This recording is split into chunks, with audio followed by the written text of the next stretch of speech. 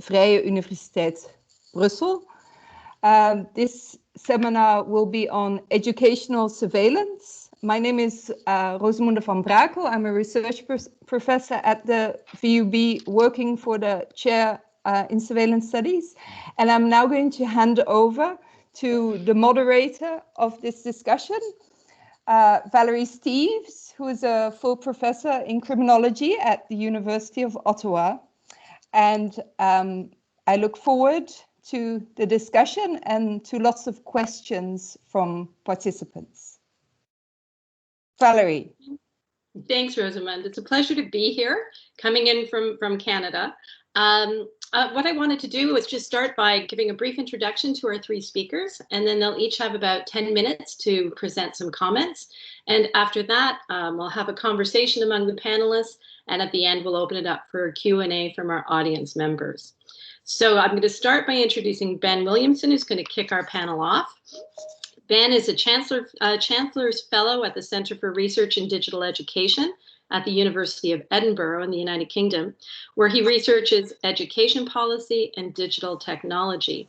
His book, Big Data in Education, The Digital Future of Learning, Policy and Practice, provides a really fabulous in-depth analysis of the imaginaries at play when analytics and data science are applied to education. It's a great starting point.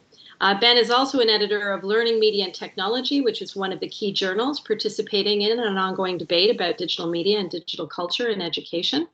And he maintains the public-facing research blog, Codex in Education. We're then going to hear from Seda. Seda Gürses is currently an associate professor in the Department of Multi-Actor Systems at TU Delft at the Faculty of Technology, Policy and Management. Seda is also an affiliate at the COSIC group at the Department of Electrical Engineering at KU Leuven, the co-founder of the Institute of Technology in the Public Interest, and a member of Constant VZW, a Brussels-based feminist arts collective. I checked it out online, it looks amazing.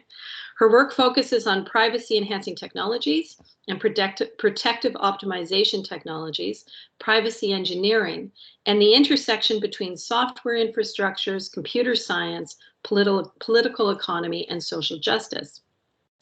Third, we'll hear from Chris Gilliard. Chris is a writer, professor, and speaker. His scholarship concentrates on digital privacy, surveillance, and the intersections of race, class, and technology. He's an advocate for critical and equity-focused approaches to tech and education, and his ideas have been featured widely in places like the New York Times, the Washington Post, Wired Magazine, the Chronicle of Higher Education, and Vice Magazine. Chris is also a Harvard Kennedy School Shorenstein Center Visiting Research Fellow, a member of the UCLA Center for Critical Internet Inquiry Scholars Council, and a member of the Surveillance Technology Oversight Project Community Advisory Board, known as STOP. So I will now turn the mic over to Ben and take it away. Okay, thank you very much. I'm going to share some pictures and things with you.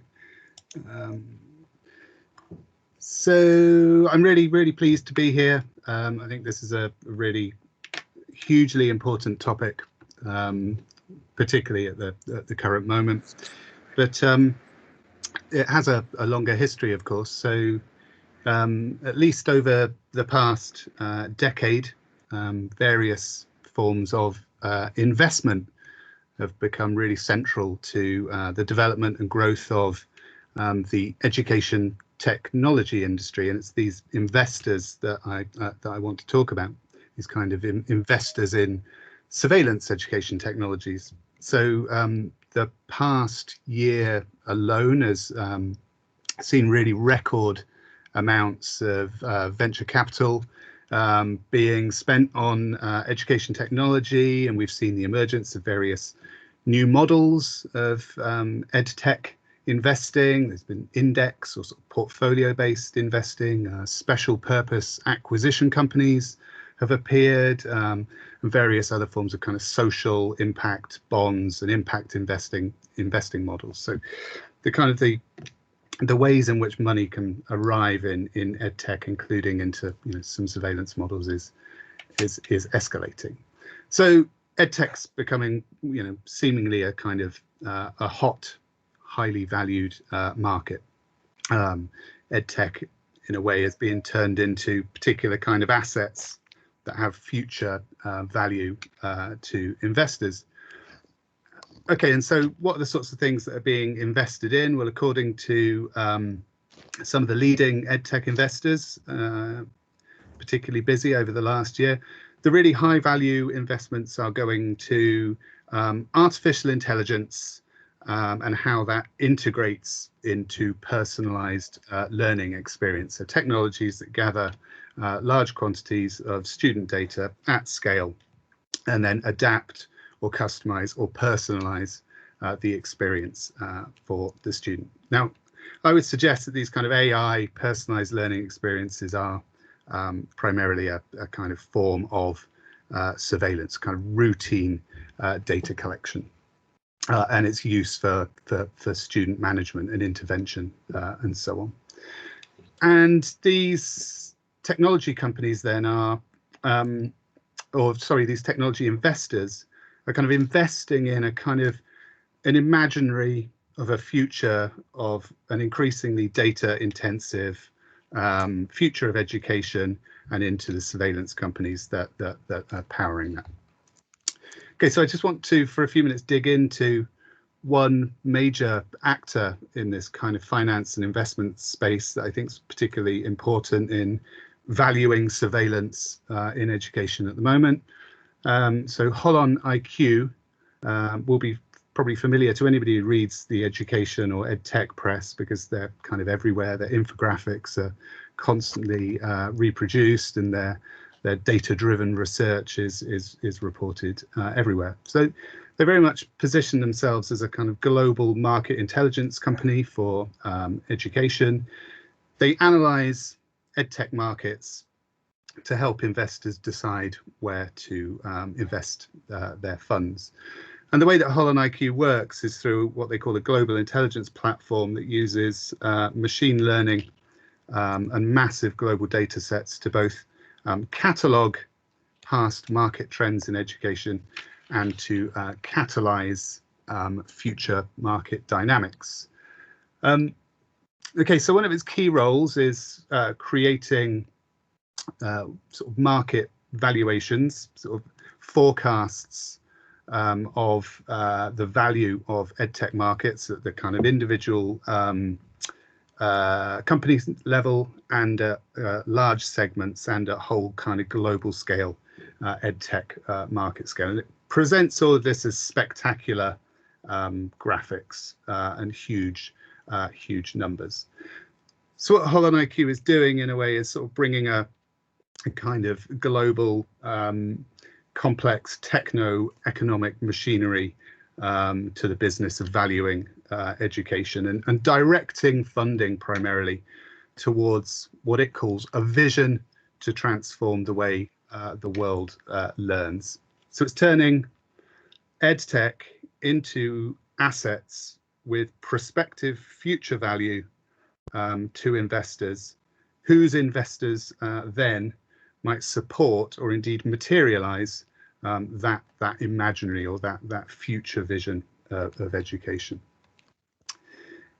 In a way, it's a surveillance organization in its own right, because it's kind of surveying the entire edtech market at global scale, as you can see from these maps that it produced towards the end of last year. It identifies companies by analyzing their financial and commercial data using its machine learning market scoring methods, and then mapping and ranking the most high profile or high value prospects for investors.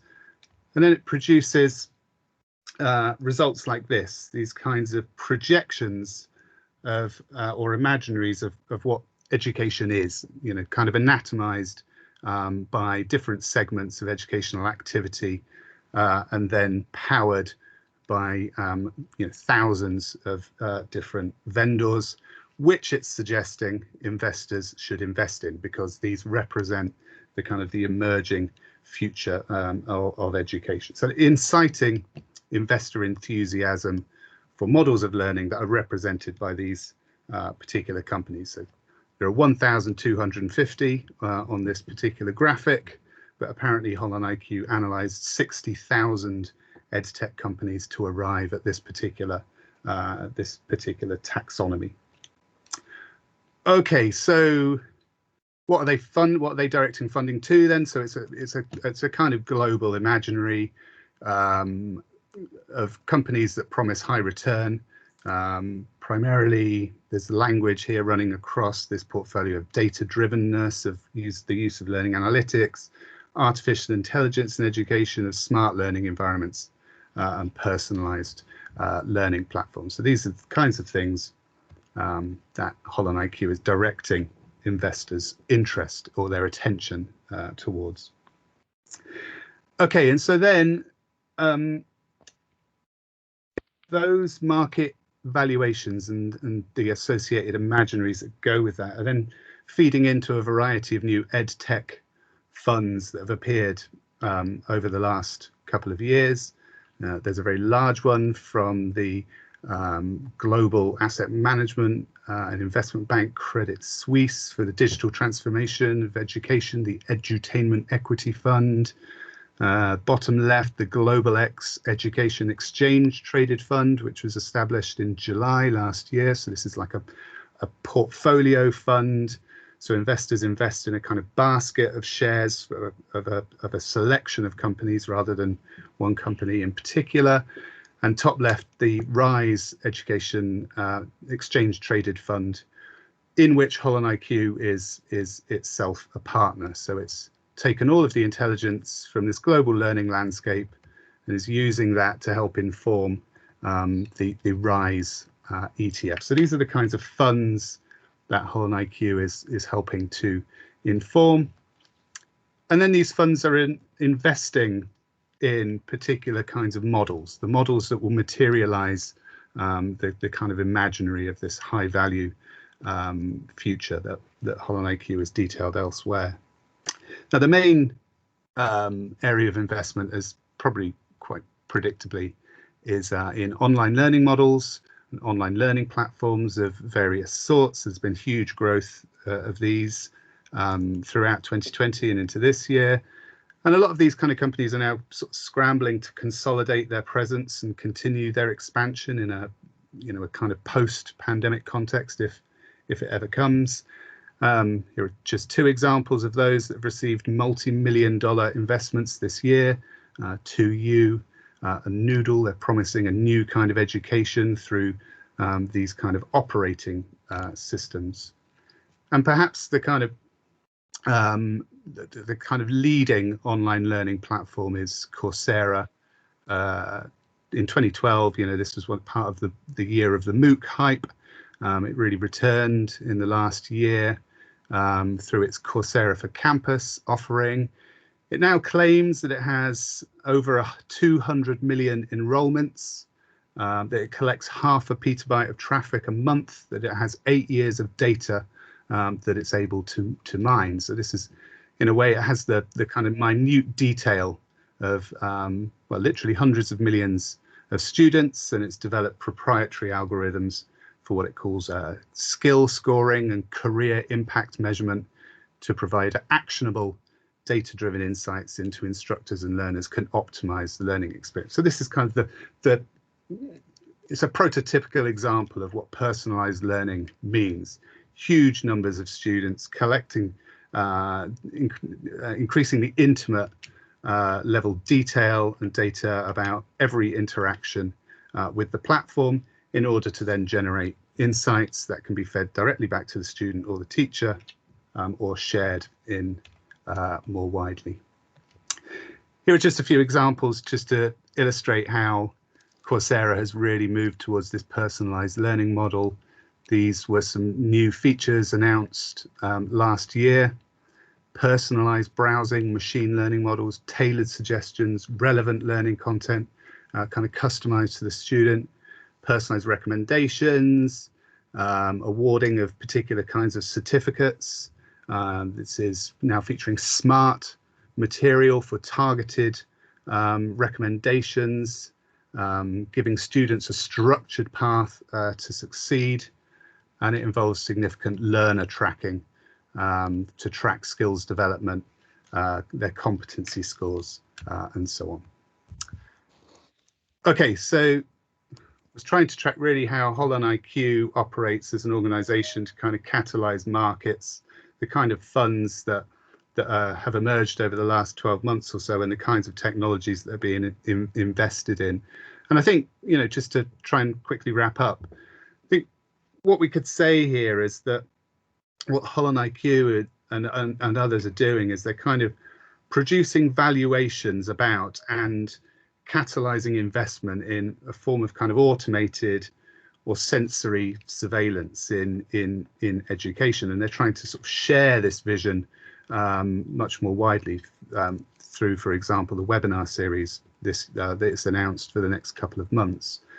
And for me, this kind of resonates with some recent work by Mark Andreevich about automated surveillance that operates through comprehensive monitoring to predict future behavior and then preempt activities through interventions in the present. So this is not about some kind of Foucauldian panopticon that suggests there might be somebody watching. This is a kind of total monitoring system that is constantly collecting information and seeking to produce these kind of personalized interventions. And in a similar kind of way, Engenisen and Evelyn Rupert have recently been writing about sensory power as a kind of shift from periodic statistical stock taking of the kind that might be represented by school exams and so on, to something that's much more real time, about capturing the kind of pulse and the flow of people's interactions with one another or with material and content. In other words, about making people sensible through the digitized data that's collected about them, and then seeking to intervene on the basis of that knowledge. I think that is just about enough from me, but just to indicate that, you know, this is now a unicorn business. We have surveillance unicorns. Coursera is $1 billion plus business. Its growth and that of others is based on this kind of assetization of this form of sensory automated surveillance technology. That these ed tech investments are now being directed towards a kind of, you know, towards hopes of materializing this kind of imaginary that is largely based on projections of where the market is going, as if the market is demanding this particular future of education. And through that, there's a kind of consolidation of increasingly surveillance-based models of education and teaching and learning. I will stop there. Thank you very much. Thanks, Ben. That lays a great foundation for the rest of our discussions. Seda, I'll turn it over to you. Lovely. Let me see if I can share my screen. Give me 1 second, please. Not PowerPoint. Ooh, is it going to complain about, it probably is going to complain about Keynote. Give me 1 second. There. All right, so this is a very big square. So maybe if I do this, do you see? Yeah, you do, right? Okay, do you see my screen? Yeah. You see rectangles or us? I can. Thank you. First of all, I want to say a big thank you to the organizers of this event.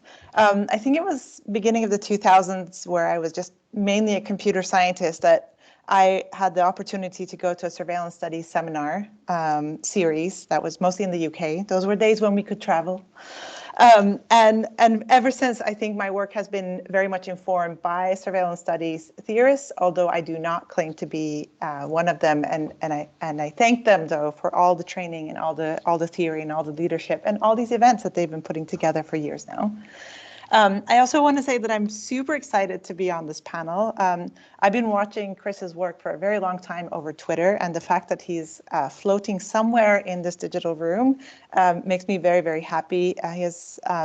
His collection of both approaches to surveillance and resistance to very much informed our work on protective optimization technologies.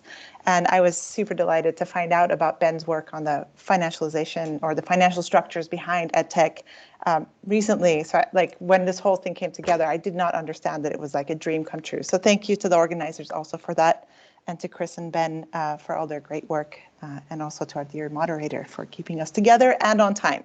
On that note, I'm going to give you the backdrop of how we became very much framed as a bunch of rectangles. To do that, as a hat tip to surveillance theory, I'm going to say that my work has been also very much informed by Philip Agri, who makes this distinction between two models of privacy. He says there's the surveillance model, which is much more spatial and associated with not so benevolent states in the past. We also have Foucault, also a somewhat spatial metaphor of the panopticon, versus capture, which is a much more linguistically informed form that computer scientists work with, and indeed I was trained in, where you try to capture behavior or people's activities within a system and then try to both quantify those movements and at the same time allow for their manipulation or optimization, depending on where the capture is happening and for what reason. This work actually turned out to be very helpful, both in understanding, Agri was writing this piece in 1994. This is before we went from packaged software to service architectures. And we were trying to understand how the software industry and production has changed since the 90s, that we don't buy software and just install it on our devices anymore, but we go to a platform or a browser and we get our software that way. In the sense, what Martha Poon says, we're no longer seeing an industry that sells software, but creating environments through which relationships are created that can then be financialized, as Ben was referring to. But what we definitely saw with the services is, on the one hand, a desire to change the structure of organizations, so to take part from the okay. To take parts of an organization and turn it into services that could then be scaled and serve many, many organizations. So there's a financial model there, but also to the rise of the clouds. And the important thing I want to say about the clouds, and as it relates to surveillance, is that when 2008 financial crisis happened and the investors pulled all of their money out of the housing markets, most of that money went to tech. Some of it went to emergent markets, but a lot of it went to tech. And the tech was having this problem of how they're going to return on investment. And it turned out that the cloud actually made revenues in ways that many of their other services didn't. So in a sense, the cloud is very much a moneymaker and in a sense a future of the industry. And you can see this, Amazon just, Jeff Bezos said he's going to step down or step up. He's going to have another position. And the person who's going to take over is the lead of AWS. Microsoft pivoted from being a software company to a cloud company. And so we're seeing this movement of the industry understanding that clouds are a way to make money. And clouds make money if there's lots of compute and if there's lots of data. So the work that I do with Martha Poon is to say that we don't have AI and machine learning because we had amazing breakthroughs in machine learning and AI. In fact, most of the models are not new, but we have a supply of compute that is expected to make money. So kind of going along with Ben's story, then we're trying to create demand for it by promoting AI and data intensive computing. So that's background number one. And for this intensive computing to work, what the tech industry needs to do is it needs to, in a sense, replicate what it has done with the ad markets, which is what Google did and Facebook did, capture everybody's ad budgets, to capturing everybody's IT budgets, so transforming IT departments to things that run on the cloud, and also capturing other infrastructures like our educational infrastructures, health infrastructures, transportation. So all of this was already happening before March for Europeans and probably January for people in East Asia when COVID came. And I think what happened is that everything that this industry was pushing forward to return on investment, to the money that flowed into tech companies since 2008, just accelerated. And that's when we found ourselves as rectangles. Okay, so For the next few minutes, I'm just going to very quickly talk about the example of Zoom entering the university and what it means to have the push of the clouds onto these universities, higher education, just kind of pull out some elements, and then I think we can see and discuss where that takes us. Also after Chris's presentation. So the point I'm trying to make is that these surveillance infrastructures are not just watching and kind of mechanisms of control as much as they're complete transformations of the institutions we have, right? So by introducing these technologies, we actually completely reform or transform the in this case educational institutions. So what happened in March is a lot of universities grabbed for software like the one we're on now, MS Teams and Zoom, which are not educational technologies. And I'd be very curious to discuss with Ben how he sees that distinction. But a lot of people thought Zoom was usable or easier to use, and so demanded it from their IT departments, even if IT departments pushed back. We're finding that the US was already on Zoom, but Europe, this was mostly the case. And so what happened is that we took something that was really meant for business environments and for a very hierarchical and financially understood management style and put that into our educational environments. And this has consequences. So here you see, one of the features that comes with the software is actionable meeting room analytics to ensure that you're looking at the right window, i.e. the Zoom window, and they basically keep analytics over the engagement of the members of a company. And now what we're seeing is people in universities in the UK asking to keep these analytics and getting reports back or asking to respond to the results of these analytics. So including cloud services as the easy solution when we all had to go online had immense effect on a lot of things, including our educational culture. And maybe one of the things I want to highlight here is that a lot of the ethical and political questions surrounding the university changed, and it also changed hands. So when a service like Zoom, for example, takes over, all of a sudden the code of conduct of a university is replaced by the terms of service of a cloud company. And so then we have run into problems like Zoom bombs or people, crashing into these meetings, and Zoom basically claiming they're not responsible for content moderation, or falling back on laws that basically free them from any responsibility.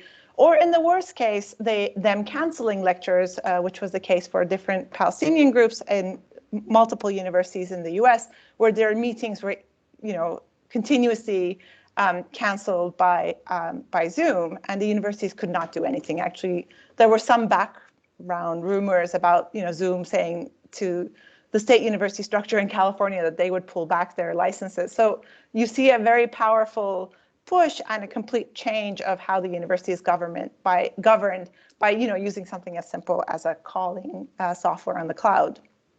And what's also interesting that we see at the university right now is that more and more IT departments of universities are no longer developing IT. They're not there to build ed tech or to curate good technology and cater them to the community that is on a campus, but they're more and more just license managers. And this means that every time you have a technical problem, you're literally channeled and pushed back into these companies. Will you guys tell me when I'm out of time? I already spoke a lot. Just give me a sign. So what these companies can do, thanks to also the venture capital that Ben was talking about, is basically expand their user base and somehow keep some balance over their costs while keeping their valuations up. But those high valuations means that at some point there needs to be a return on investment. So if we think about Zoom and probably also Microsoft Teams, while one of the ways they increase their user numbers is by giving so-called free licenses to schools and universities. What that means is that they're basically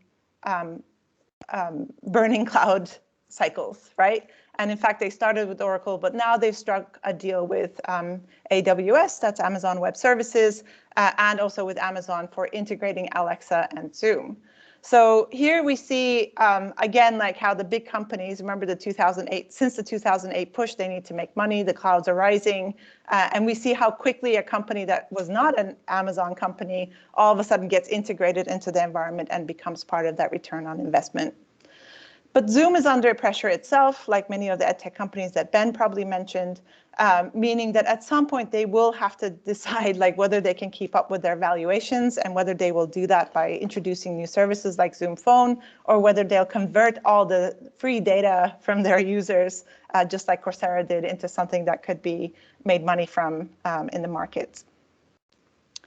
So I think what we're seeing is like some hard kind of situations that the universities are put in. And most importantly, I think with every platform, every surveillance platform, but any cloud service, as far as I'm concerned, we accept into the university platform economies, so all of this investment stuff, to come in and start co-determining the future of public education.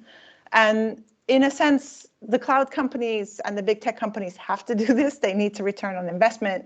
And the universities are in this very difficult place between a rock and a hard place. And what probably universities are doing right now are pretty seriously testing on where they can cut costs and where they can make money. And let me just like skip around these bullet points. A lot of the universities in the last years leveraged money to build fancy buildings so that they can attract international students, which were seen practically as cash cows and were used to subsidize research and other students and other work, right? That model is broken with COVID in many, many ways, or that's the model that makes a lot of the universities open their campuses and put students in very difficult situations as well as instructors. So that means that some revenue is going and they're putting a lot of money into tech. And in some cases, like in Europe, the campuses are empty, but they're being heated or kept, maintained, et cetera. So this will come down to something. Some decisions will be made. And it's very important to think about whether this decision will be to use more IT, to use more clouds, to use more online courses as a way to make more revenue through online teaching or something like this in the future. And so I think we can see how universities might grab for that, but we can also see how that kind of solution might be a losing game. So going online, especially with the cloud companies, means that the universities become more and more dependent and also accept the Zoomification of education. And as I showed you earlier, Zoom is not an educational software. And it will be done under the premises that this is lower cost because of the so-called free licenses that burn the clouds. If universities go more and more online or try to keep some of their revenues by providing, full experience, half online experience, hybrid experience, whatever, it would probably most likely intensify the pressure on universities to brand themselves, because now you have the option of going with an online course at MIT or Stanford, or one at, for example, my institution now, TU Delft, which means that universities will no longer be public institutions that try to compete on some level on an international market, but they will basically become brands for trying to function in an ed tech market that Ben was kind of outlining as well. So under these market conditions, I think what we will see is that public education will start shedding staff and physical structures. And they will learn from tech companies how to do that, which is externalizing costs associated with these onto faculty and students. And we're already getting the news in the UK that this is happening. So my question, and I will stop here, is can we reimagine the university, future of the university that doesn't walk into this trap of clouds and services and keeps to its public duties to educate and provide knowledge for better societies? Thank you. Thanks, Seda. That was fascinating. I'm now going to turn over the mic to our last panelist, Chris. Okay, thank you. And thank you, Ben, and thank you, Seda, for those enlightening and frightening discussions. So I don't have well, how should I say this? What maybe I haven't mentioned is that I teach at a community college. And what I've been really focused on and thinking about lately a lot in my work is remote proctoring and the way in which that's taken off with the pandemic. And especially focused on kind of ideas about procurement in the sense this phrase that I've heard over and over again that's kind of stuck in my head, and that very much kind of speaks to some of the things that both other panelists have mentioned, which is this idea that procurement is policy. And so I've been thinking a lot about how schools have sort of in a rush to online learning, or in a rush to, in some ways, do something during the pandemic.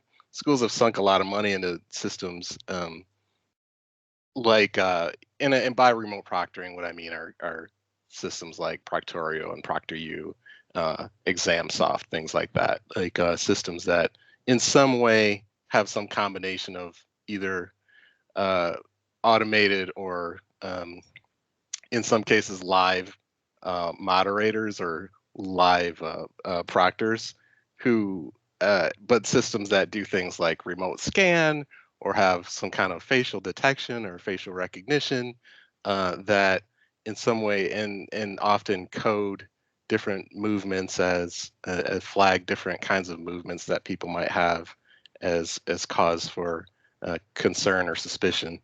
And but what I'm really interested in, aside from kind of dismantling these systems, I mean, and getting rid of them, I'm currently kind of thinking about the ways in which schools are sinking money into these systems, and then that money spent kind of determines the policy and the trajectory for schools thereafter, so that it's very rare. And there's been one recent case with, I think, University of Illinois, where they actually have moved away from proctoring systems and said that after the current contract, they are not going to re-up. But it's very rare. And so what we have often is that schools, after they purchase these things, that sort of determines not only their policy, but what teaching and learning looks like moving forward. And as Ben and Seda have pretty clearly illustrated, that there's a problem with this in terms of the market dictating, or market forces or investors, however you want to think about it, dictating what education looks like. And in addition, sort of there have been multiple reports even of these companies. So for instance, along with remote proctoring, what a lot of both K through 12 systems and higher ed have done is integrate different things that are supposed to be some sort of mitigating factors for monitoring and surveilling the virus on campus to keep people safe. Now, in a lot of cases, these things don't actually work. They don't really do the things that the companies claim they do.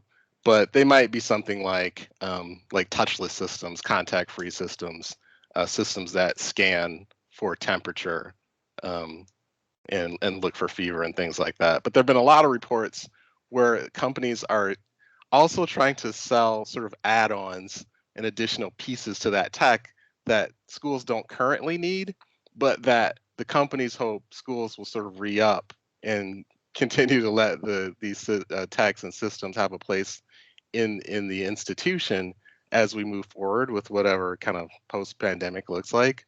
So in a lot of cases, like a temperature scan device or some kind of kiosk that is supposed to be a contact-free or frictionless way to take attendance will be sold with facial recognition, or the facial recognition aspect of it will be pushed, so that later on, supposing that there's something that is post-pandemic, that then the facial recognition can be used in other ways. And so that is kind of one of the things that's really driving how I'm thinking about a lot of this stuff and what it looks like on the ground. I mean, for my own story, like my own institution has purchased one of these remote proctoring systems, and so I've been really kind of taken with that. But the other thing I'm really interested in, and that I know other folks want to talk about a little bit as we move forward with this, is the degree to which there's been so much pushback and significant resistance that's often led by students to these surveillance mechanisms. And so there's long been a narrative, right? And I think it's never been true, but there's long been a narrative that's very popular, pushed by people, both people and companies who are interested in and very much invested in surveillance, that students didn't care about things like privacy. And so again, I want to assert that that has actually never been true. But I think now that there's been so much student resistance, both again, like in K through 12, in higher ed, even by law students who have had to take the bar under some of the under the thumb of some of these systems, there's been significant pushback against these mechanisms by students. And I think that's a really important aspect to think about, and something I hope we can talk about, because the again, one of the framings is always that these systems are put into place because we care about students or because they maintain some kind of integrity, which again, they don't, right? But this is often the framing of them. And I think that the fact that students have pushed back against this, that they've said this is not a thing they want, that they've talked about how it's dehumanizing and that it's extractive and that it's invasive, I think is really important for moving forward in how to combat these systems. So yeah, those are just a couple things I'd love to get other people's perspective on. I mentioned this in the beginning, but I want to say it again. I'm a huge fan of the work of the other two panelists. It's really an honor to be here. So I'm talking less and hoping to listen more. But thank you. Thanks, Chris. I've got two questions for the panelists, and then I'll open it to the floor. I'll be coming back to that whole question about resistance, for sure, Chris, because I think it's so key. Seda, you talked about, how this commodification or commercial agenda affects the public goals of education and raised questions about that. Chris, you asked, what will education look like? And one of the things we've been doing over the last year, longer than that actually, in our project has been talking to young people. Actually, it's been youth participatory action research methodologies, but working with young people who are interested in better understanding how all this technology affects them as learners. And as I think Ben would agree, it's not the imaginary that the companies are selling. We're told over and over again by the youth we work with that these technologies often interfere with the relationships that are central to their learning. They get much more benefit from being in a room with the teacher, that the technology gets in the way all the time because it's steering them in places they don't want to go, and it also doesn't give them access to where they do want to go. So my first question to the three panelists is, could you speak a bit more about the impact of this infrastructure that you've been talking about on the people who matter most, the students? I mean, that could be a pedagogical impact, but that could also be a social impact. So maybe Ben, I'll start with you. Yeah, sure. I mean, I suppose you could think about multiple impacts. I mean, one is that, and I think this relates to what Seda was saying, is that seeing some quite unusual kind of mutations in terms of pedagogy and the way in which teaching and learning are thought about and even sort of theorized in a way. So I think about a very simple little app like Class Dojo, which appeared, some years ago, and it allowed a teacher on a smartphone to award positive behavior points for students, for displaying the correct comportment and so on, or the correct conduct in the classroom. So what that little app does is it brings a very old set of learning theories about behaviorism and positive behavioral reinforcement and so on back into the classroom. But at the same time, it was all mixed together with ideas about character and growth mindset.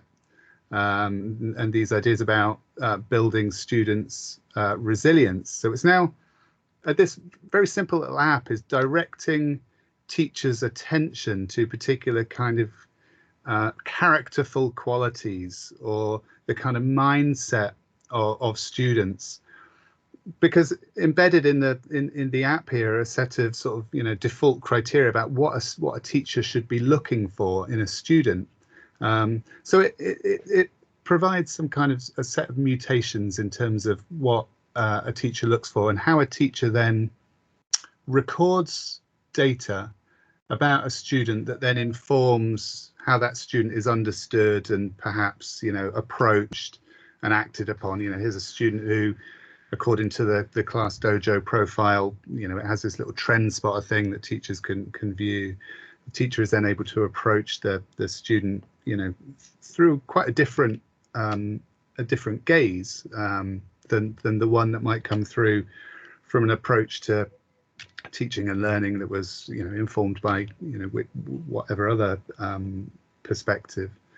So I think there's, you know, it's perhaps a subtle change in some ways, but it does over the longer term sort of, is I think profoundly changing the ways in which we think about the, you know, what's the purpose of public education. With Class Dojo, it's in relation to primary schools. It's actually a shift away from kind of being an institution where we're sort of socializing young children into knowledge and forms of skill and practice and so on, into an institution that's fundamentally about kind of assessing character and mindset and so on. And that's a really huge change in the way we think about children. Thanks for that. Seda, same question. Yeah, thanks for that. So let's see, I'll just refer to our students because that's where I have the most experience. I think in a sense, and I have to say a thank you to everyone who made it happen, that we went online. The students have been overall very thankful that we keep things going, which, you know, I really struggle with this on many levels. Like I actually think we should like just go and do community service right now, because that's what the world needs more than anything. But, you know, we also have these students who, especially those who come from lower income backgrounds, who have maybe like a limited amount of financial aid for a certain amount of time, etc. They need to finish their degrees, and then especially the international students who have, you know, as I said, they've been the cash cows. They're stuck here like with their visas and funding ending. So and I think there's been a lot of thankfulness to everyone who made the online thing happen, and I really sense that also from the students. So I think we need to recognize the work that we have done, and it has been done. Anyone who knows EdTech knows that we have done, as a whole university, immense amounts of work that is unpaid labor that would normally take months and months, if not years, to do in a few days, right? Like, and continue to do that. And I think that's really important to recognize. And I do see that the students really benefiting from that in some unexpected ways. Now, having said that, there are some things that we saw, which was that immense amounts of exhaustion, lots of screen time. We were throwing tools at them all the time, all sorts of different tools, right? And that meant that they had to, you know, somehow manage all of these tools on devices that were not ready for these. So, you know, there was a lot of stress. And then at some point we had a hybrid model, and they didn't plan time for them to go from an online teaching class to walk to campus and get into a classroom. And so I think there was just utter amounts of chaos, but also very clearly showing that we have to change the complete governance structure of education if we want to use these tools, but we didn't, right? And so there was all these tensions between IT and professors who would then say, let's meet on Discord, which is, you know, a gaming communication platform, and then using Discord analytics to analyze whether their students are doing their homework. Like, you know, and the students being in this power situation vis-a-vis a professor, maybe not feeling like, I don't want to be on Discord, right? So I think there was also that element. And I think I'm a little worried for the students because the communal experience of education has really receded. And I think that's something I don't know how to do with tools. And I certainly do not want to do it on MS Teams, which is where my university has landed. And so I think there's a lot of questions about both like narrowing of understanding of what it means to communicate thinking that rectangles are normal, that business software is education software, that the university is like a corporation and they'll just smoothly transition from their MS Teams at the university to one in a company. It's an upward battle, especially for those of us who are interested in public interest technology. Thanks for that. Same question to you, Chris, but I'm hoping that you can reflect a bit on the equity issues that come up when we look at the impact of these technologies on students, both pedagogically and socially. Yeah, absolutely. I mean, for one, I'd love to build on what Seda said, both just now and in her initial remarks, which is that, when we think about Zoom, Zoom is enterprise technology, enterprise software. And I don't have the exact quote in front of me, but the CEO of Zoom at one point during the pandemic had said he'd never imagined how the tool would be used to harass people. That racist and misogynistic harassment is not a thing that they ever thought about when they were building this tech. And so then you have to think about how it is that this is a tool, right? So first of all, let me get this out of the way, right? Like it's a pretty damning admission that you would invent something or create something or put something out into the world and never think about the ways that people would use it to harm other people. Like I could have talked to him for 10 minutes and told him that. And I'm not the only one. There are many people who do this, right? But what it then means to layer that on top of, or to mandate or demand that students use it when there hasn't been a significant vetting or threat modeling or in any way thinking about the ways that it will be leveraged against students. Again, not only in terms of things like harassment, but also in surveillance, right? And we've seen this not only with Zoom, but with Microsoft Suite products and things like that. Whether that be things like kind of attention tracking features or other features like how people kind of tracking how long people have spent on particular platforms and in some way using AI or ML to gauge the quality of those meetings based on some metrics, again, that weren't invented by instructors or teachers. But finally, what I would encourage people to think about, and what I think about a lot, is just who has access to these systems in the first place. I mean, part of the reason I keep my camera off, I have multiple reasons, but part of the reasons I keep my camera off is to remind folks that the sense that we should have, that not everyone has a background. First of all, not everyone could run a background on Zoom on their machine, but not everyone has a background that they want to expose to their teachers or to other students or to the public at large. But these are all assumptions that many people went in making, and unfortunately we're still having these arguments, kind of about should instructors enforce or mandate cameras on and things like that. And so, and to dig even deeper into that, like who has broadband, right? Who has consistent and reliable broadband use? And we've seen that to not be the case with many people during the pandemic. Yeah, I literally have students who are sitting outside of Starbucks trying to get into their Wi-Fi because they don't have broadband at home. So all of those issues are super important. Thanks for that, Chris. All three of you also talked a lot about money. There's huge money behind the implementation of this, whether it's investor money, whether it's tech companies within themselves, or whether it's government departments or ministries of education. So I kind of wanted to go back to, Chris, your comment about there are these moments of resistance, and ask all of you to just reflect for a bit on, is there a role for school boards or parents or students to participate in the decision-making process? Chris, you said schools are sinking money into these. The university is in all, in many different countries, universities are sinking money into these technologies, thinking that this will be the wave of the future. Is there a way we can ensure that those decisions are made with input from the people who are the most impacted by it? So again, I'm just going to start with Ben, and then Seda, and then Chris. So Ben, I'll ask you first.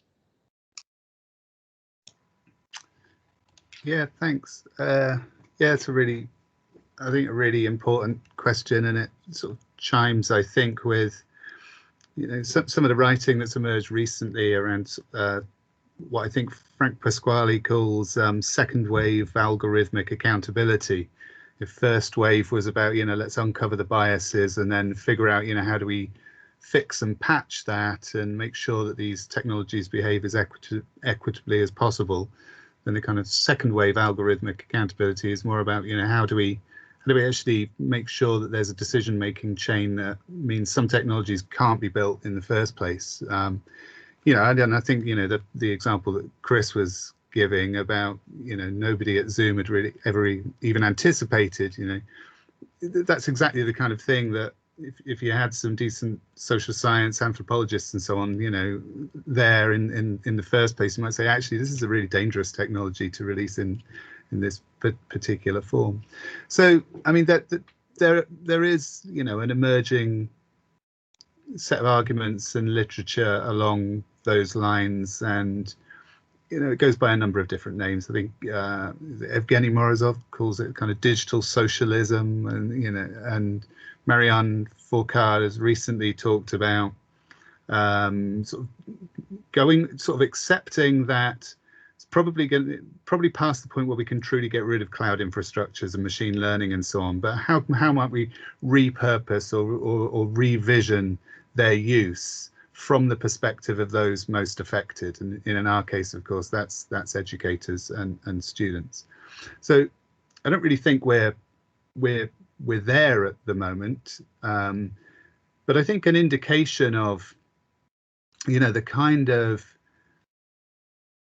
of potential resistance that's there came very forcefully last summer in the UK in relation to the kind of smoothing out of teacher predicted grades. I'm sure most people know the story, but we had teachers awarded predicted grades in the absence of exams, and then because teachers weren't trusted not to award grades properly or consistently, everything went through statistical models, slightly different ones in Scotland, Wales, England and Northern Ireland. But in all four cases, what you ended up with was a downgrading of grades for high achieving students in otherwise low performing areas based on historical averages. Now, because it created an absolutely huge national scandal. We had student protests, students in London screaming "fuck the algorithm" outside the Department for Education, which they're not really screaming about the algorithm. They're screaming about a whole kind of political system that's set up to always fix students to a particular curve, to distribute the grades so that they look pretty much similar to last year, but maybe with a slight raise. So, but that kind of resistance and the eventual U-turn, the capitulation by all of the four British governments. Here in Scotland, Nicola Sturgeon said our government put too much faith in an algorithm and so on. I think that indicates the potential for really strong pushback should we witness high stakes impacts on students.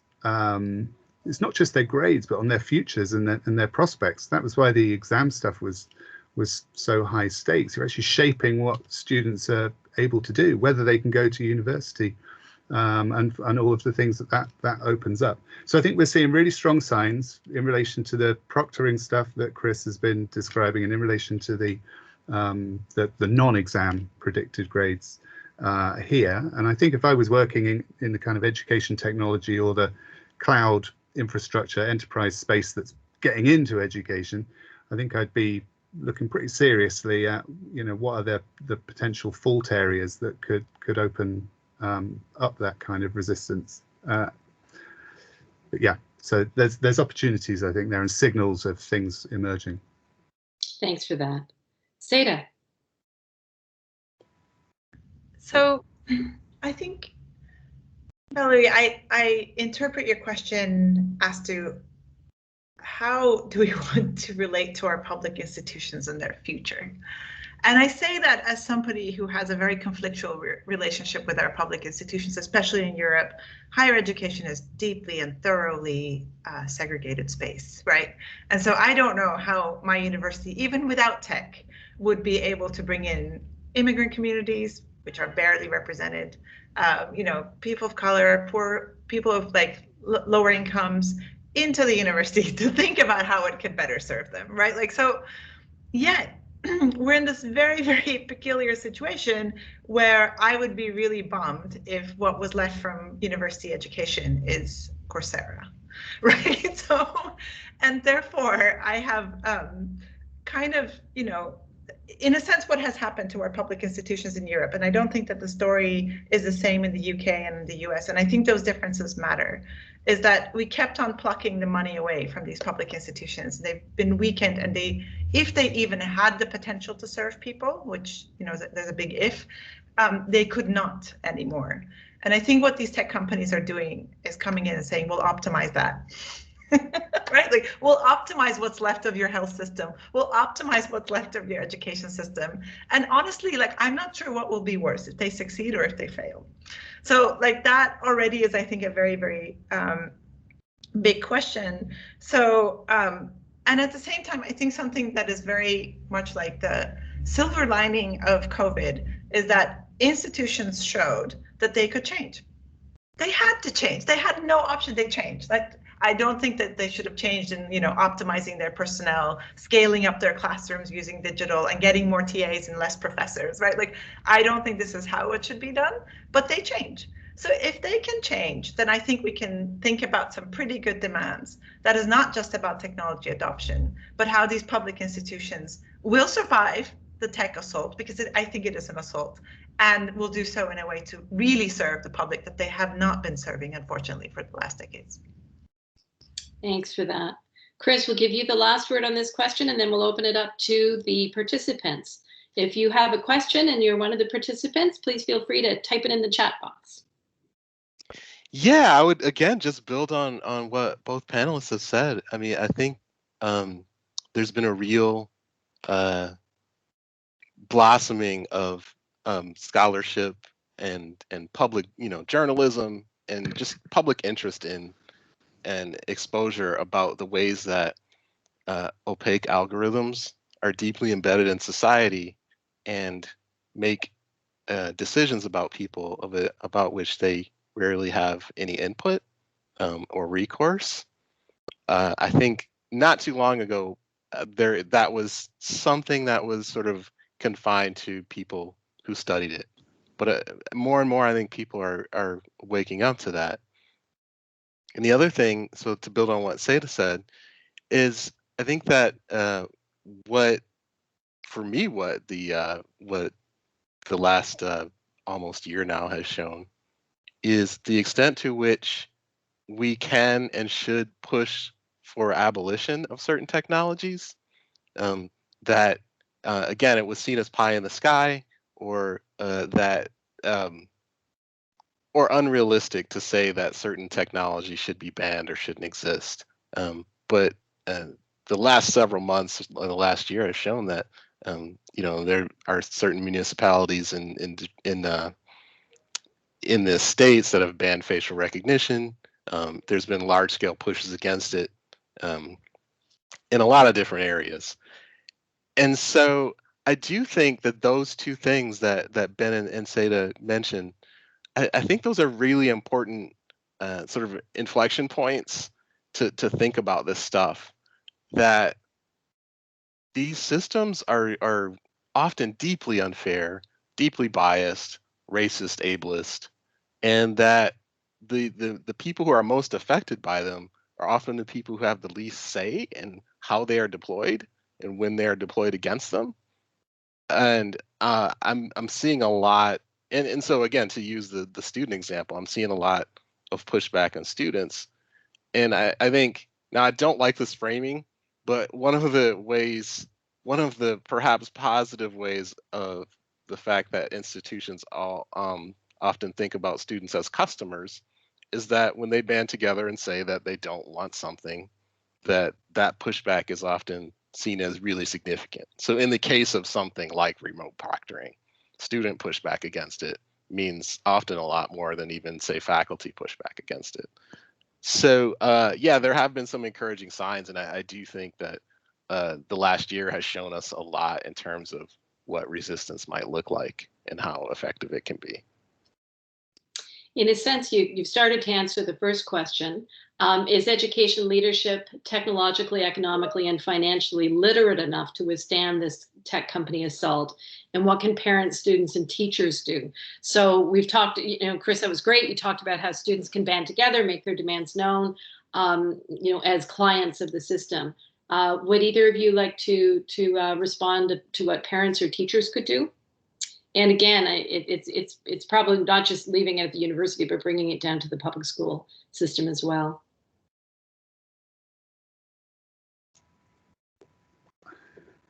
Seda, do you want to say anything? Or I thought maybe you might know more about this than I do. At a policy level, actually, I think the question is really valuable. I mean, I've always argued that, if you're going to, if any institution is using any kind of analytics software, then it has to have a really detailed set of policies and principles and strong governance processes in place to make sure there's accountability and so on. So I sit on a learning analytics policy committee at my institution. That means anything that has a kind of learning analytics component has to be quite carefully scrutinized by people who both work in kind of operations and management and leadership and academics and those in ethics. And that seems to me like the bare minimum. Whether those kinds of things are in place in schools is tricky. Well, it's, I don't know, but I suspect most schools have one or two kind of dedicated data people rather than those kinds of frameworks and processes in place, but they should probably be supported in that. I know there's an organisation in the UK at the moment, the Five Rights Foundation, which is looking at a range of different approaches to kind of protecting schools and young children in relation to children's rights. And they're looking at multiple levels about, is it about intervening at the level of school leadership in terms of developing the right kind of, sort of the right ethical and sort of policy literacy, or is this primarily about a regulation issue? So which kinds of policy organizations can take leadership to ensure that these kinds of technologies are carefully regulated before they end up in schools? Of course, one of the difficulties with some of that is that a lot of the education technology industry at the moment is hell-bent on completely avoiding the school altogether and going direct to the parent, or just direct to the teacher without having to go through any kind of procurement or school vetting process. The teacher is the customer, or the student or the parent is buying a particular kind of app, and I think it's in China, the home learning app has just exploded in the last year. We've now got the world's first education technology company that is worth in excess of $15 billion is a home learning app that is sold almost exclusively to parents or to students themselves. So that's really difficult to even attempt to regulate at the level of the school, because it doesn't touch the school, it completely bypasses it. And a lot of these kind of apps and so on, like I say, they go direct to the teacher, and in a way which avoids any of the kind of red tape.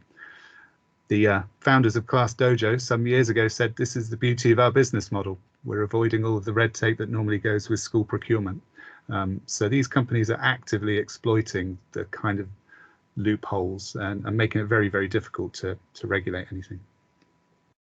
It's interesting because in Canada, there's been a the privacy commissioners have been working with school boards to kind of come together to have better bargaining power. But a lot of it has been cutting teachers off and putting in policies that say, no, if you're going to use it in the classroom, it's got to be vetted. So it can be captured by that. So a lot of it is catch up to a certain extent, right? Because it is an end run, but you can close that door if you want to close the door, kind of thing. We've actually, thanks for that, Ben, because you also touched on the second question. You know, we've been talking a lot about teens and young adults. What do you think the impact of the issues discussed today will be on younger kids? And certainly the Class Dojo was an experiment that played out with much younger children. Seda or Chris, do you have anything to say about what you think the impact of this is going to be on younger children? Can I go back to that previous question for a second? Absolutely. Okay, thank you. Please do. So I just wanted to say, I mean, I think in terms of, I mean, the question as I heard it is, are faculty and parents literate enough to respond to these things? And I think, you know, I mean, not to make light of this, but if you live in the forest, like, you should become literate about bears. You know, I mean, we are. I'm not trying to be hyperbolic when I say that these systems are very much attacking our institutions. I think they are very harmful. I think that we have to inform ourselves about these systems because they are harming the institution and worse, you know, I mean, they're harming students. And I think the other thing is, in a lot of cases, these systems are actually not that complex. Like, one of the most important things people could do is just ask the question, like, does this thing really do what they say it does? Is it possible to do the thing that they say it does? Because often it's not possible, right? I mean, like, you cannot predict the future, right? I mean, you can make educated guesses, right? But nobody knows what's going to happen. And so when systems say that they can tell you what grade a student is going to get, right? Like, how well they're going to persist, like, it can't do that, right? When systems say they have some insight into what emotion someone is actually feeling, it's actually not possible. So on and on. I mean, so, but that even that initial skepticism, I think, opens some windows into how to look and think and act towards these things, because often companies make fanciful claims about what their technology can do, and it really can't do that thing because it's not possible. Ben or Seda, do you want to chime in before we move on to the next question?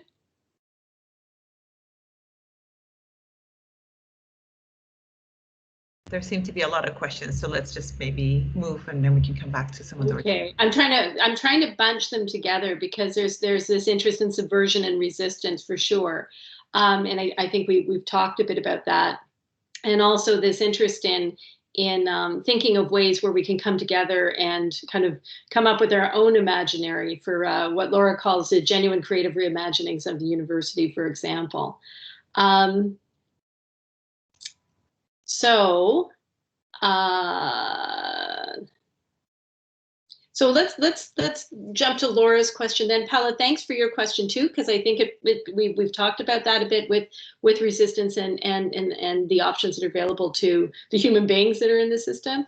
Laura's asking, the analysis and exposure today is essential. At the same time, how can those of us who care about the values of public institutions carve out spaces for genuine creative reimagining of universities? I think that's kind of a nice summative question for us because it pulls together a lot of the issues that have been posted. Seda, do you want to start? Just because you're the face I see in my on my monitor. Fine. No, so it's over to you. So yeah, I mean, I think maybe I'm going to combine this question with some of the acts of resistance that I've seen or organizing that I've seen around, especially introduced by, I have to say, activists and artists over the last decades, mostly in Europe, where they have, you know, keenly insisted on running their own infrastructure. They have been committed to free and open source software. And for those who do not know what that is, it's a complicated object, but let's say that the code is available for further sharing and also meddling, so you can actually change the code and keep it moving as a community. And you know, it has community values embedded into it. Some of it has gone into building Silicon Valley, so this is where it gets complex. But we've been working with these communities who've also done, you know, like Constant, for example, has co-organized an event called Relearn, which is this idea that we have learned to learn in a certain way, and can we like unlearn and find other ways of learning? And they have always been doing this with an eye on how technology is changing the practice of activists and artists, right? And so what we're trying to do right now, so one of the things we did is that, you know, we had some travel budgets at the university, so we took all that money and pumped it basically into these communities and says, can you help us think about other ways of gathering online? Like, can you know, you're cognizant of the rectangles, you're cognizant of the tech companies, you're cognizant these are infrastructural issues, and that you understand that, you know, pedagogy doesn't work in very narrow ways sometimes that we find it in higher education institutions. And so we're in the process of building off of that experience, and we're going to publish soon a catalog. And this catalog is called a catalog of formats for digital discomfort and other ways to resist totalitarian Zoomification. We're using this to guide us to put a convening together into a workshop called Obfuscation Workshop, which again tries to bring all of these communities together, and also like very cognizant that everybody has screen fatigue. We're building like a study group that goes in and around like a typical workshop thing. It's all an experiment, and if you're interested, like, please come and join us. So it's a very kind of in practice answer. I don't have a bigger theoretical answer, but I will put some links in the chat. So if you're interested in the communities who've been doing this, you can look into it. That would be perfect. It actually speaks to a lot of the questions that were raised as well throughout the chat. So thank you for that. Chris and Ben, do you want to chime in?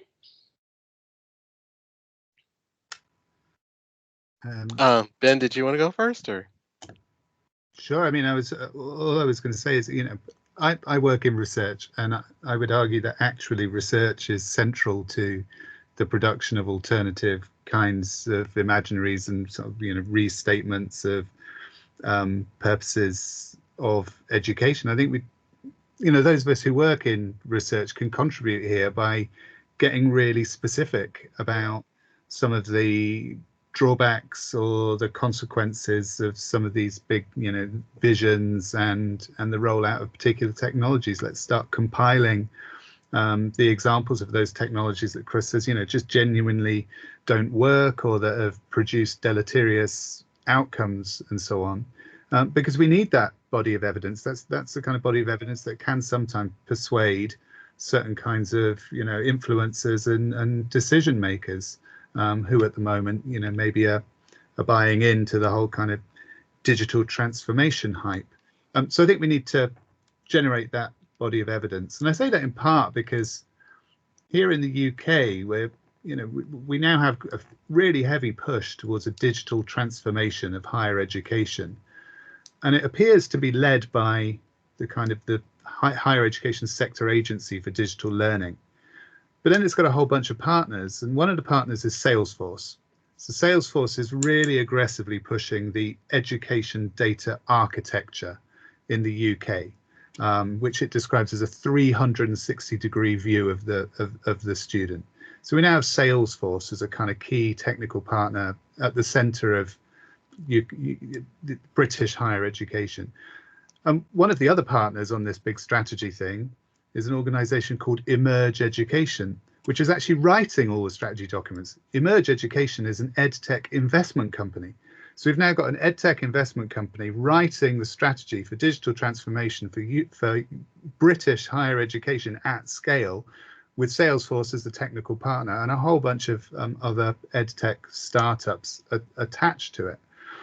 So we need to get really specific about what are some of the problems, what are some of the spectacular failures, what are the consequences of these kinds of new formations of higher education or of school or preschool and so on, so that we can use that as an evidence base to try and not just generate alternative imaginaries, though I think that's great, and Seda's examples are brilliant. But to try and get hold of the influencers who can make some of the high-level decisions too. If we're not working at that kind of level, then our changes will be really localized, I fear. Chris. Yeah, again, I mean, I don't want to do the. I mean, I'm going to this well a lot, but I do just want to mirror what both panelists have said. I mean, I think so. An important book to me that touches on this question of imaginary and how worthwhile it is to imagine different technological futures is Ruha Benjamin's Race After Technology. But also, yeah, as Seda said, to look to artists and activists. And I think it's really, really important just to note like who's framing or constructing or driving that imaginary, and what are their. I mean, I don't want this to be too simplistic, but what are their goals? And so when it's hedge funds and venture capitalists and multinational corporations, I'm pretty sure that their goal is not the necessarily what's best for young people or even what's best for the institution. And so that's, again, a question that we need to ask right off the bat is like, whose vision are we enacting? And I think if we do that, that is a pretty, that can be a pretty clear guideline as to whether or not we want to move forward with it. Yeah, exactly. We're heading into our last 5 minutes. There's 2 remaining questions. One is about the role of government. Shouldn't government foresee a technologically and economically and financially savvy organization that can effectively control ed tech intentions and their capability and make sure that those remain ethical? So to pick up on your last comment, Chris, what's the role for government? The other question that's left is from Sylvia. She says she just got an ad in her inbox for opportunities to join Edify Online, which offers opportunities to teach what you love. But they make it clear that the person participating will have no input into content. So one wonders where the content comes from, and then what does teaching mean in this context? You know, beyond just the data being collected and being monetized, what does teaching mean when we move into this environment? So I'm going to ask each of you in turn. You can pick up on one of those 2 questions, or perhaps add a final thought of your own. I'll give you about a minute each. So please keep it nice and tight. We'll start with Ben. Oh, okay.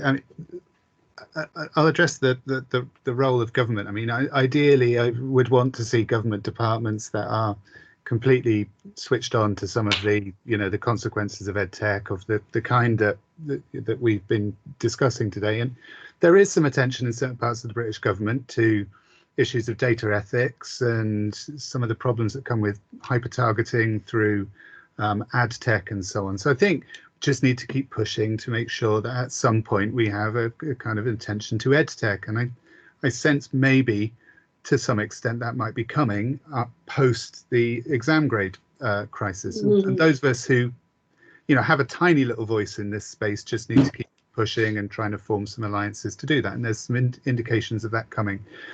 But the problem is that governments are now becoming completely obsessed with things like learning loss, being measured by economists in terms of the basic loss to GDP in the long term, because kids have missed a load of schools, so they're not going to have the right skills and stuff to get kind of high skills jobs in the future, and overall GDP will plunge.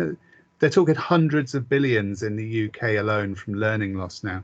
So I think we really need to challenge those kinds of long-term projections of what kids have lost as well, and actually focus on, what are the beneficial changes that we could see coming out of this particular period of really horrible disruption. And one might be, actually, let's really revisit the way we assess students.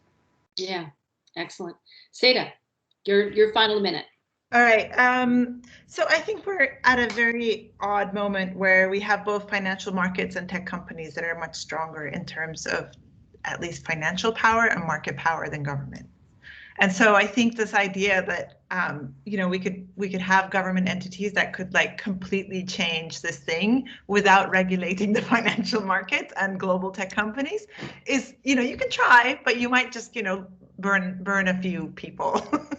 And I kiss the hands of whoever is going to do this work. Like it's important work, but I think we have to call the bigger game out and say, if we want not just education, health, social welfare in general, right? Like good transportation, public services, we can't just let this financial system eat it up through these tech companies, right? Like, so that needs to be, I think, point number one. And if otherwise governments fail, I mean, it's going to be really difficult. Like a tech company comes and offers you free education licenses for millions of users versus you have to build your own. It's going to be very difficult, right? Now, having said that, I think there are very practical things that can be done. And Ben kind of touched on this, like Microsoft sits with educational decision makers in the Netherlands. They should not be at the table. Like, just get rid of them. Just keep them out, right? Like, or make them equal to others. And, you know, people say privacy, data protection compliance means most likely you're going to lose all the small businesses in edtech and you're going to stick with Microsoft and maybe Google and, right? Like, and so we need to be very strategic and build capacity in these public institutions for very basic decision making that's happening right now. And I think that, you know, in addition to that, because of the tech run and the AI craze and I don't know, all this madness, more and more funding is being put into tech education or even tech research and taken away from other fields. And I think we really need people, and this could be going back to the original question about like, how can we think about the future of education very differently? I think, you know, tech companies would not mind if universities were just a pipeline to get them workers. And this doesn't always have to be white collar tech workers. It's also like the kind of very completely disenfranchised now by tech platforms laborers. And literally, I think they are ready to, on some level, also give up on education. And I think at this crossing in our lives as the political and the, you know, health situation that we find ourselves in and the climate situation and the immense poverty, especially crossing racial lines, I think we really have a great opportunity to redefine what it means to be educated for that future. Yeah, thank you. Chris, we're just at our time limit. If you can take a minute and just kind of respond to any of the questions or add a final comment, and then I'll just thank everyone for participating. But we're right on the line, so okay. Yeah, I would just say, I mean, in the States, we're coming off at least 4 years of an administration that was absolutely dedicated to destroying all the institutions that it was supposed to uphold. And so I have a tiny sliver of hope to that, seeing actual experts and people with you know, real world and field experience in these things like education and science. But again, I mean, what I point to, and I think it's going to need this, is that mass movements have shown just in the last year that we can push back against these things, but it takes like a huge and overwhelming show of force, and so that's kind of what we need. Well, thanks for that. So first, I'd like to thank the audience. Wonderful questions, and so glad to have you participate in this panel with us.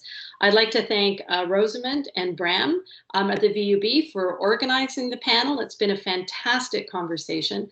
Lastly, I'd like you all to, in whatever way you can, join me in thanking the panelists, who I think have just done an outstanding job, really hitting on key and important issues that we're going to have to think about very carefully if we're going to get the mix between technology and education right in the future. So thank you very, very much to everyone.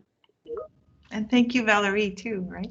Oh, you're more than welcome. Yeah, thank you. Thank you. Thanks, Val. Thanks a lot.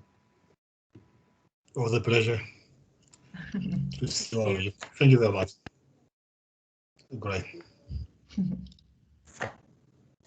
Oh, you might to ask my question next time. What was your question, Levy? Oh, I think he's gone.